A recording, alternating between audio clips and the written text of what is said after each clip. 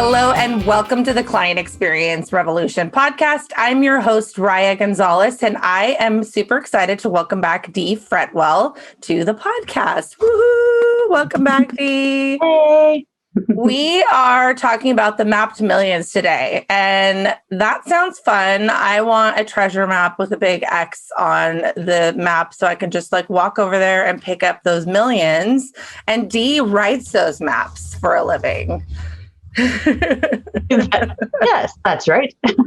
So tell us a little bit about we've talked about nonprofits before, but let's switch gears and let's talk about the segment of your business in which you help businesses map out the way that they get to the funding, the way that they get to the money that they need to be profitable in their business, and help us understand that part of your business. Yeah. So I think what you're saying is the business plan. That's actually I mean, that's the non-sexy way to say it, but I like treasure maps. So yeah, business plans. Yeah. I love them, right? So much. It's kind of an issue with me. I have written on behalf of others. Don't judge me, but I've written just under 100. I have 2 more to go before I hit 100. Oh, I love that. I love them. They're the best thing in the world. And I just find them to be just kind of the inside, the guts, the soul of the business. And maybe that's why I like it, because I like being able to investigate and see exactly how it all, a business is like the human body, right? So the business talks about it, it's like the skeleton, and then it associates all the different departments into it, like all the different major systems of the body is what fills that skeleton. And I am not creative in the slightest way, but when it comes to business plans, that's like my art. That's what I do. So what's funny is, there's so many things that I don't know about business plans, but I always thought it was something that somebody else couldn't do for you, that it was something that you had to do on your own because it involved so much information that only you know. And it's been a very intimidating process. And I will put my shit on blast and say that I do not have a business plan. And I know that you can send the hate mail to raya@linkcs.com. But in my defense, the reason why I don't have a business plan, or I should say have a business plan, is because when I started my business, it was called Admin Prestige, and I was really figuring out what the business was. I was providing virtual assistant and virtual administration work. I had a virtual assistant agency, and I was throwing shit against the wall, just seeing does this work? Does that work? I've always had client re-engagement consulting as part of my business, but I didn't really know how it all fit together. And so I was like, how do I write a business plan around something that I'm not quite sure about? And so that's why I thought if I can't articulate yet what it is that I'm doing, I thought I couldn't have somebody help me do it. And so how do your clients work with you in building business plans? Well, you kind of hit on one of the top fallacies of the world, which is that you're alone. You're on an island of one when you're doing these suckers. What you're describing is what happens all the time, which is it's not that you don't know enough about what you're doing. It's that you're doing this motion of proof of concept, right? What you actually are finding efficiency at doing, what you enjoy doing, what's not working, let's get rid of it, and just figuring out what product or service you're trying to offer. And I think the fallacy is, like you said, how the hell am I going to do this when I don't actually know exactly what it is I'm doing, and therefore I can't do any of it? And the truth is, when I am working with clients, there's 2 parts to the business plan. There's many, many components, but there's 2 real sections, right? The first one really addresses all of the external factors that affect and inform the business and business model. The other part of it's internal. I can do much of the external very much myself, working on industry, working on competitive analysis, working on some of that target market development. I'm not working with you. So if and when we work together one day, which would be so fun, that's what I get to dive into and just look through the vast amount of information out there to help synthesize it down to something a bit more digestible. Meanwhile, you're telling me, well, here's who I think my market is. And then I can say, okay, great. Let me look at what the demographics and psychodemographics, behavioral insights, what that all tells us. Let's see if they line up and let's make it reconcile in a way that makes sense to you. Does that make sense? And then some of Yes. the other stuff, the operations of it, the marketing, pricing structure, products and services, we work together congruently on, because since I've done it so many times, it's pretty easy for me most of the time. Sometimes people stump me, but to try to find a straight line towards the most efficient use of product, or what's kind of trending and makes the most sense to start with and then scale. But you're there telling me, no, this is really important. Even though I'm doing virtual assistants, I also want to offer horseback riding tours, and you and I will argue about it. And then I'll say, okay, well, in that case, let's phase it in at an area Yeah. where it makes the most sense. Or you're like, no, I love offering butterfly habitats to people, and I'm like, Yes. Raya, okay, we can do it, but we better do it down the road. Let's get you some reputation, some brand recognition, Yes. and so you come into play, you have to. But I tend to be coachy, I guess, like Coach D shows up to help drive you down that road together. Yeah, I love that. What are some of the other, aside from having to do it alone? Well, I like right away, what was immediately popped into my head, I should just say, is what my company right now is doing.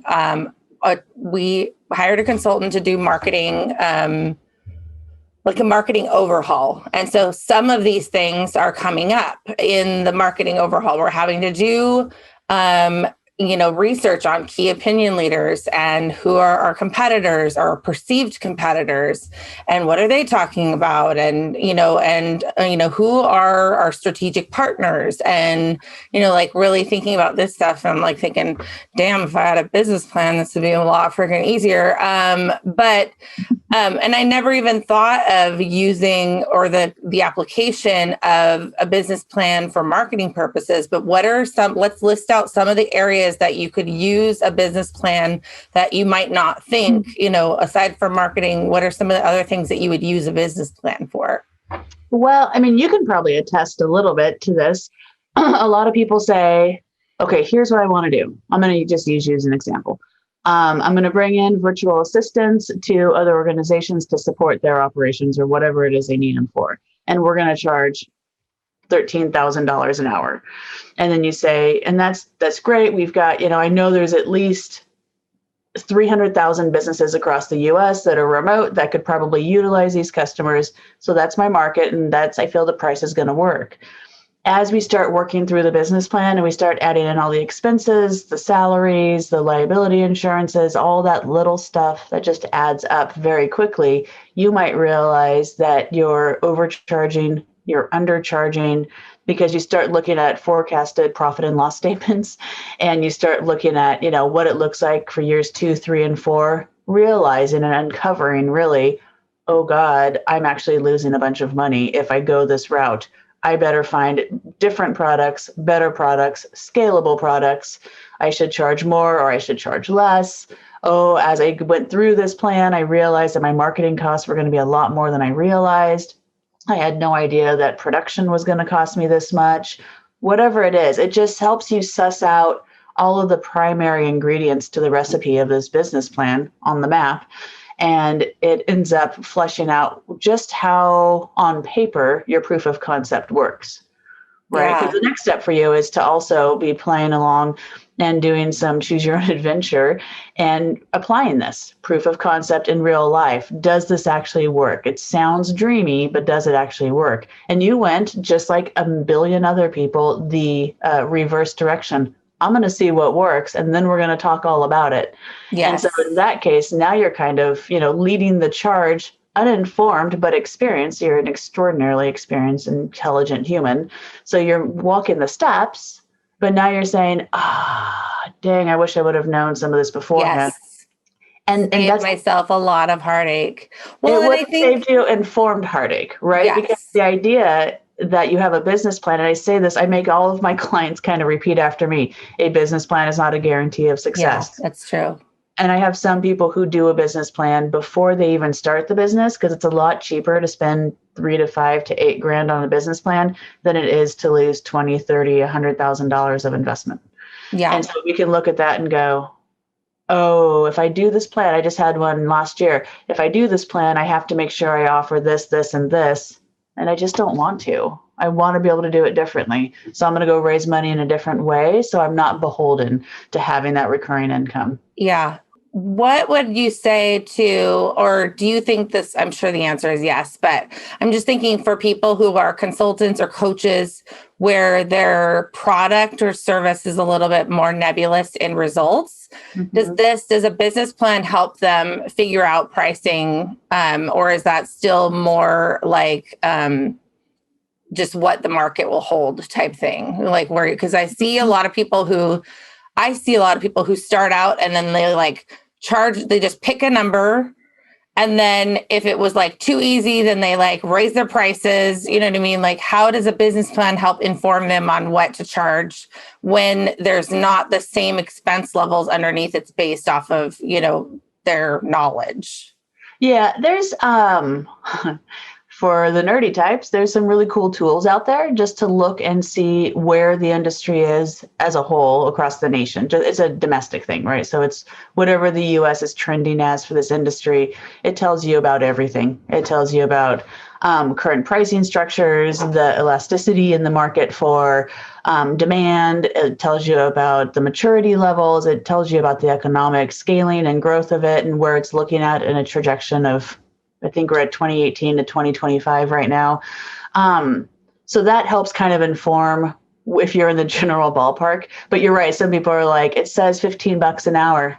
I tried 22 and it seemed like it worked, Right. The other side of it is that you also start reading your market geographically.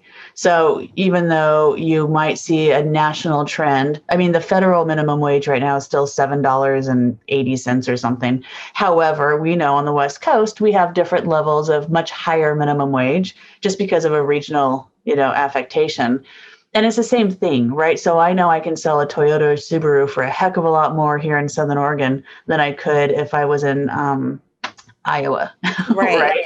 And so you have to take that into account. And there is something said for taking the pasta and chucking it to the ceiling to see if it sticks. And if it works, awesome. And if you've priced too low and you're becoming too booked, then yeah, you start playing the economic choose your own adventure of supply and demand, right? Yeah. And you creep your prices up. But it's a lot easier. People argue with me all the time about this, and I disagree. It's a lot easier to raise your prices than it is to go back and lower your prices. Right. So, I think it's a hire slow, fire fast scenario with our customers Yes. and pricing. Yeah, I think that's so true. What are some of the ways that people decide, or like, what are some of the points of entry? So, like you had mentioned, some people will do a business plan before they start the business to kind of test out the model to see if it's tenable. Then, where are some of the other places that people are like, oh, I should probably have a business plan? Yeah, I misled you a little bit. Like 8% of all people write a business plan to, forethought to think out the concept. Most people are doing it. You didn't mislead me. I was like, those people are fucking geniuses, but I bet you there's not a lot of those people.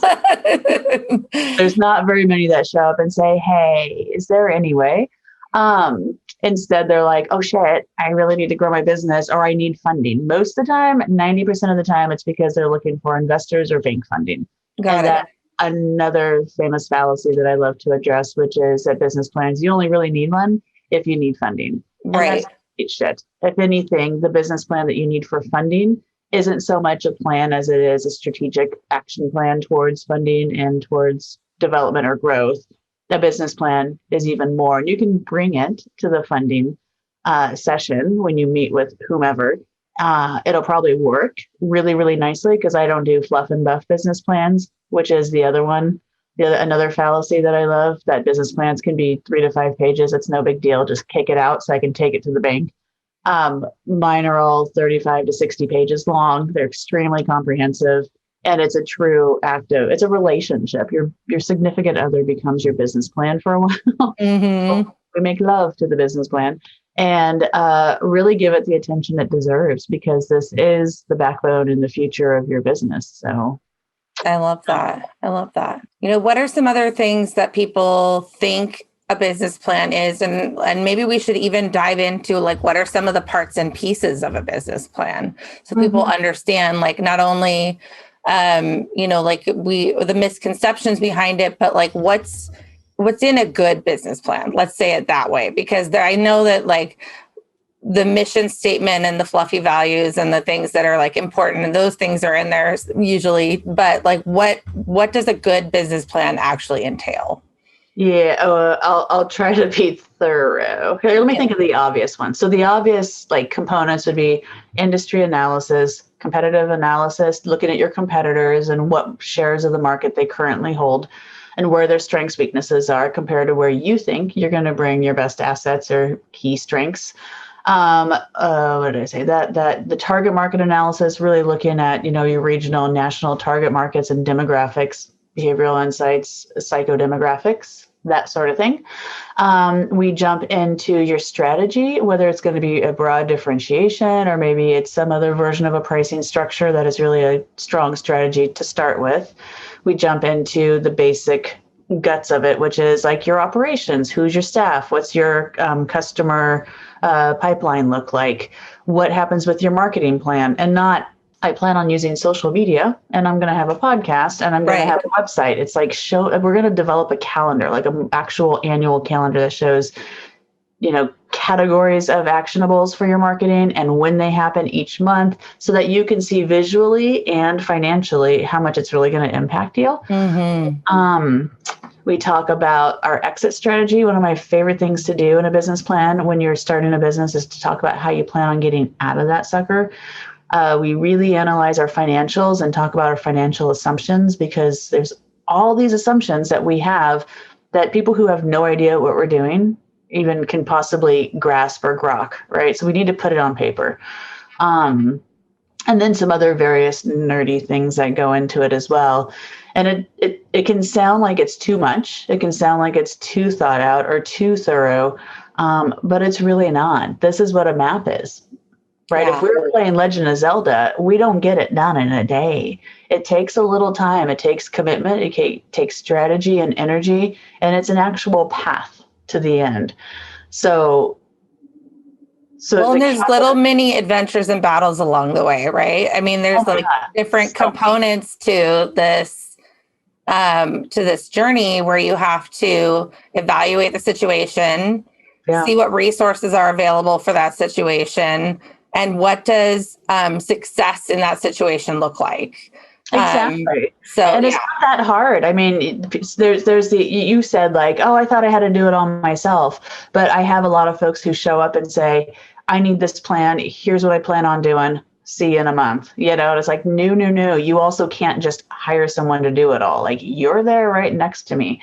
And we're doing it simultaneously, but you're working on stuff totally separate. And I'm there to help you, but I can't purge out of your brain. I can't tell Raya what she plans on doing and charging, because I can't speak for your passion or for where you're most effective or where you most enjoy spending your time. That's lame. I would never do that for you. I love that. What are, let's say you're either in the very beginning or you're in the early stages of your business and you're not there yet where you can afford to hire somebody to support you. What resources are available? And where should you get started so that when you do have the resources available, you can be most effective in working with that person? Yeah, right now it's kind of a really cool time, because I know the SBA, the Small Business Association, other regional folks you could talk to, the Chambers of Commerce's, the Rotary Clubs. There's a lot of folks who are trying to develop funding for small business development or for systemizing existing small businesses that might need some shoring up while we're still on that weird COVID precipice. So there's ways to get funding if you're able to acquire that 3 to 8 grandish, at least that's what where my numbers are. You can find people who do it more cheaply. Just take a look at past ones, make sure that it's thorough and that it really, even if you're not sure what a business plan is, look at it and see if you can understand what that business example, that plan that you're looking at is, then if it makes sense to you. And if it looks like it's really thorough and is concise and clean and you get it, it's probably an okay hire to bring those people in. If you're in between funding and you don't really have the money to do any hiring to get assistance in this regard, one of the best things that you can do is what you did, which is really start that proof of concept. Just don't put too much money into your business until you've really mapped out what it looks like to see success over the course of a year, 2 years, 3 years, because that's proof of concept, right? So you're going to try on all these different things. You're going to look at ways to reach current markets that are the low hanging fruit. That's what you're getting when you're reaching people pretty quickly. And you're like, okay, I've tapped into something good. Figure out what it is that is working and just document the heck out of it. Find the things that you don't like doing, write that down. Right. Things you wish you could do, but you can't figure out how, write that down. Just start breaking it down. There's a million resources online that give you kind of that basic business plan skeleton. So you can start looking at that stuff too and going down the rabbit hole. My fear is that when people do that, they look at that and say, this is bullshit. It's way too hard for me. I'm not fucking doing this. And then they just jump ship and decide it's the worst thing in the world. And I swear, right, business plans can be super sexy and I love them. And it really does, like, it tells this super intimate story of who you are and what you're doing and why. And it can be the coolest thing. Yeah. You just have to get there and not have this like dirty relationship with it that just makes you sad. What is the difference between, like, if you were to do, since the fee range is between $3,000 and $8,000, what's the difference between the services? Like, what is somebody who's doing a more basic business plan as opposed to more complex? What do you add or not include in those ranges? Just so that if somebody was to work with you or if they were to work with somebody else, and of course, if they were to work with somebody else, we want to preface and say that everybody has their own fees, everybody has their own process, and these are going to include and not include, but these are just ideas to ask if you're going to work with somebody. Yeah, definitely. My fee has a spectrum because so does my clients, right? Not financially. That's really rude. It's more of an experiential spectrum. Some people have never owned their own business. Some folks have zero business experience. They just really know they care and they really want to do this. So I have to add in heavy layers of coaching to go along with it, like actual business coaching. Or I've got folks who have a very multi-dimensional business. I just had another one where I ended up doing 4 different industry analyses as opposed to one, because they were working from a very complex but super cool app that they're doing. And so I was looking at the hospitality industry, at the software as a service industry, like so many of them. And that can take a lot of time. And so I had to charge accordingly for that. Okay, that totally makes sense to me. Well, in general, like, what would be, so the SBA is one resource that you listed. Is it beneficial if somebody comes to you and they've tried to put together a business plan on their own? Like they've tried to put together something, a semblance of, like they found a template, they started it, they got overwhelmed, or they just were like, this is for the balls. Like, I just can't finish this. I need help with this, but they have some product. Is that helpful for you? Absolutely. Yeah. It's a little bit showing that they at least tried, right? I gave it a go. This sucks. Make this go away, and I can say, okay, this is a great though, because it means that you really did take a few minutes to at least sit down and say, okay, I think I can get this done. How do I do it? It is daunting. I'm not going to lie, but I'm not some rocket scientist who just happens to know all these cool things. I've just done it so many times. Yeah. That it's the mechanisms come really naturally to me. And I really do love these suckers. So for me, it's like a whole new race, let's do it. Because I know there's an end. And when we get there, it's super cool. What they've done is the same thing that we're going to do, just much more thoroughly and a very fine detail, like pinpoint way, So we're going to expand on that greatly. But a business plan it's a living organism. It's going to continue to live and shape and morph. Even minutes after I give it to you, you might go, okay, I've got my final copy. This is awesome. I kind of want to switch one thing around. Like you can start changing it immediately and you'll want to look at it every 6 to 12 months, no matter what, just to review and make sure that it's relevant because shit changes all the time. All the time. Like right now. So it's not meant to be static and stuck. It's not meant to be like that. It's got to be dynamic and flexy and fun and cool and, a staff member basically of your business. I love that. Oh, that's a good idea. That is true. It is the person who's like the forecaster, right? That's like looking after and doing the research for the business. And is that something that you normally see people come back to you to help update things? Or is that something that they do internally where they will then take that information and sort of have an idea of what needs to be done and then internally do the updates to it? Some of them do. Some of them keep me on as a consultant for a while, which I love because I get really attached. I also don't love it because I want them to go and just be really confident and proud of what they're doing. And then there's times people definitely do come back and say, okay, either it's a new shift of product or service, or it's just a new, who knows what, they're like, okay, we need something. We need to help with this. We need another industry analysis.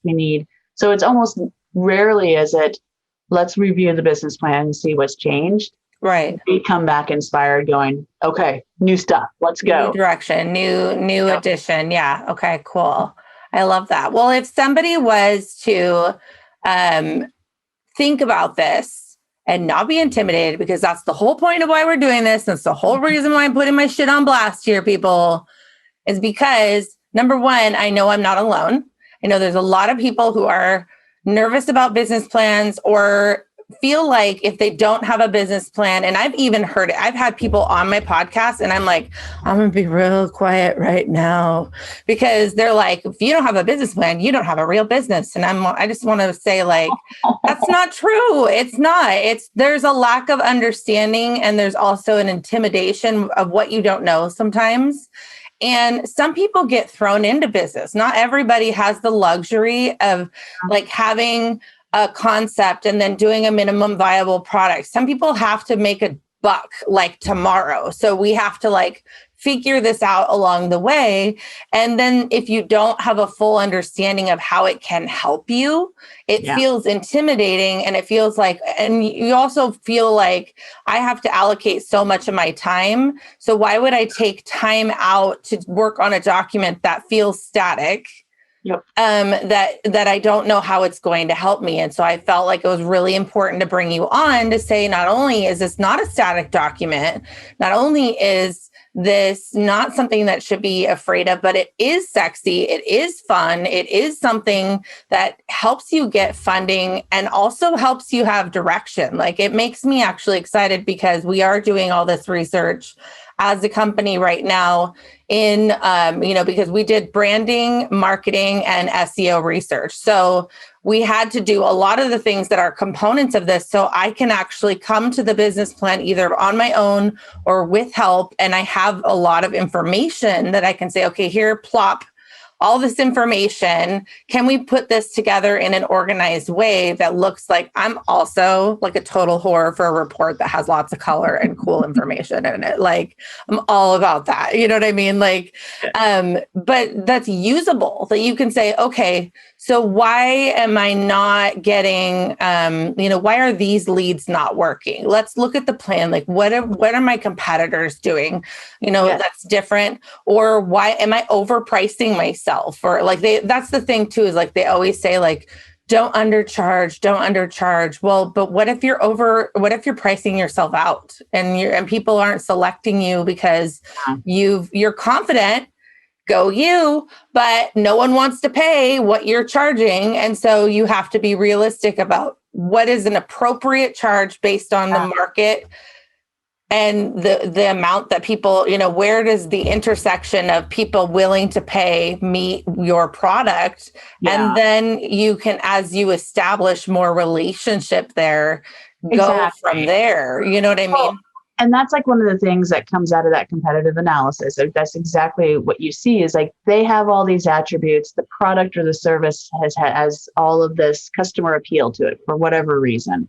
Great website navigation. You've got great customer service. Your pricing is in accordance with the market. You've got great brand imaging, blah, blah, blah, all these things. And so that's one thing that comes out of it pretty quickly is, oh, they're slaying it over here. So I can either meet them there or I can meet them as close as I can, but slay it somewhere else to give myself differentiation, which backs you into your strategy, which Mm-hmm. really brings forth all the expenses that come out of your efforts, which tells you how your financials are doing and if your pricing really matches how much you need to earn to not lose money. Yeah. It all totally informs itself. And I think where you were getting to was, hey, sometimes I don't have the ability to strip away time to work on a document. I need to make money now. I can't afford to work on a Yes. business plan. And so it's one of those things where, and who I will totally go to Matt with anybody who's like, you don't have a real business unless you have a business plan.